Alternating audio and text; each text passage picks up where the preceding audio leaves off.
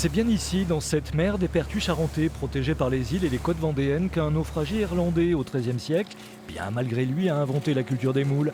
C'est encore ici qu'au début des années 1800 est née la culture sur Bouchot. Et c'est tout aussi naturellement qu'aujourd'hui encore, en Charente-Maritime, la moule tient une place à part. La région représente 40% du captage de naissins, donc de très jeunes moules, effectués sur l'ensemble de la France. C'est un patrimoine unique au monde. C'est ici qu'est née la culture sur Bouchot. Déjà au temps de Louis XIV, la production de moules était tellement bénéfique et riche que le roi Soleil s'est inquiété des revenus qu'elle pouvait générer pour les seigneurs locaux. Un ouvrage rend hommage au travail de ces paysans de la mer, 300 jours par an à bord de leurs chalands, au milieu de leurs jardins liquides et salés, au plus près de leurs champs de cordes ou de pieux. Et c'est le paradoxe, tout le monde connaît et consomme les moules, et pas grand monde ne sait comment elles sont produites.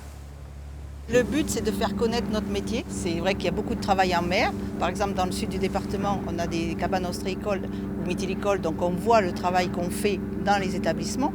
Mais en mer, ils ne connaissent pas du tout.